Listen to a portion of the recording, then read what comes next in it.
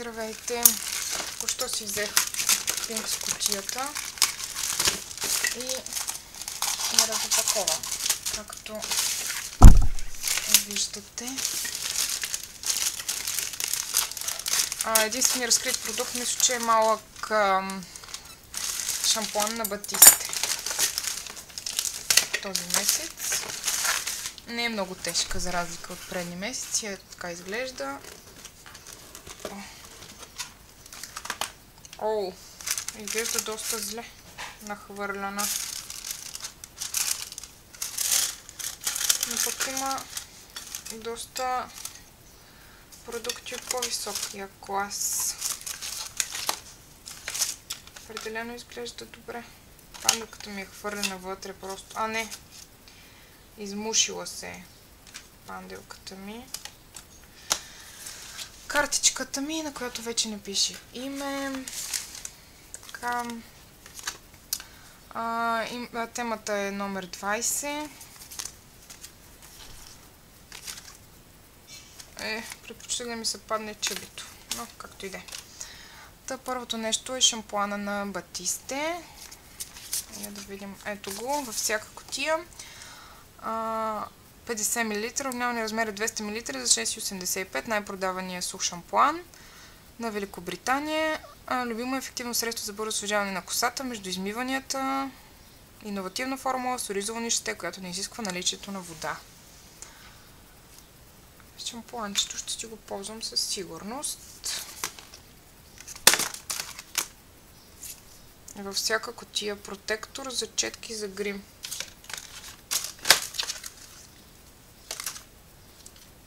Аз и такова няма. Чакай.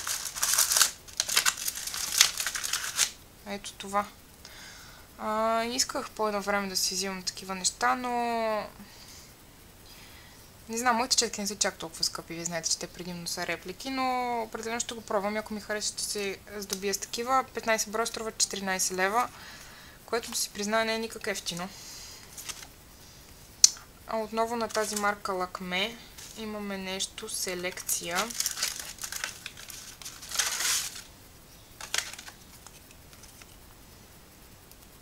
Моето е шампуан. Другото е маска, който може да се падне. Слънцезащитен шампуан, 300 мл, 16,90. Ние получаваме 10. Подходя всеки тип коса. Шампуанът нежно измива косата и тя възвръща своя блясък, мекота, гъвкавост и здравина.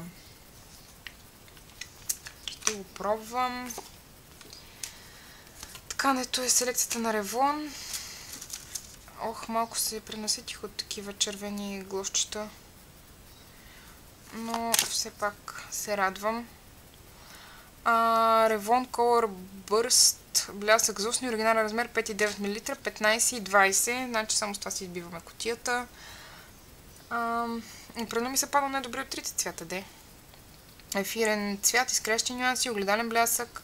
Блясъка за устни от Revlon е формулиран с технологията Elastic Color и перлени частици за гладко и равномерно разпределение на богатите на цвят пигменти. Ако е точно такъв цвят, май няма да ми отива много, но все пак ще си го пробвам с удоволствие. Другото, което могло да се падне е Revlon Just Beaten Kissable червил балсам. Оригинален размер 2,7 грама за 19 и 10, което е още по-скъпо. И лакчето на Буржуа. Оригинален размер 10 мл, 7,99. Сол Лакуи Глоси. Обогатен с винил за перфектен блясък и впечатляващ маникюр, обличащ ногтите в нежни пастелни нюанси. Нямам такъв цвят, и много не ги обичам, но са от тяхната 10-дневна седмица. 10-дневна колекция, така че ще го пробвам със сигурност. Във всяка кутия Буржуа CC крем. Този CC крем нашумя доста сред българките по едно време. Мисля, че беше зимните месеци. Оригинал размер 30 мл, 18,39. Ние получаваме 1,95 мл.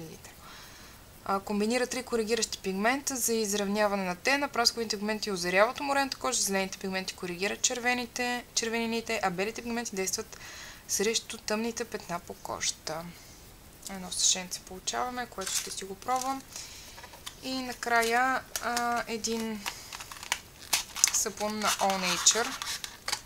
Е така. Изглежда, мирише ми предимно на сапун, но има и някаква нотка приятна такава. Мисля, че той е с мокиня. Не съм пробвала все още сапуните на All Nature, но с мокиня и масло чи за хидратиране. Това ли е моето?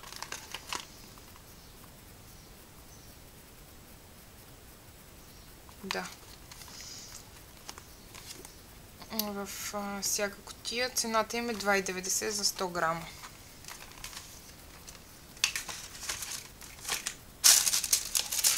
И това е всичко. Тук има стъпка 10%. Има някакви четки, които не знам дали ще се възползвам. И така това е всичко в тази месечната кутия. На мен нещата ми харесват. Харесва ми, че започват да залагат на декоративна козметика. Останалите неща мисля, че всяко момиче би си го ползвало и всяко момиче има нужда от един нов лак или нов глас за устни. Или червил, от което ще се падне. От сапун всеки има нужда, никога не е излишен. Шампуана за коса също. По-скоро ми харесва тази месечната кутия. Ще се радвам отдолу да чуя и вашите мнения и до скоро!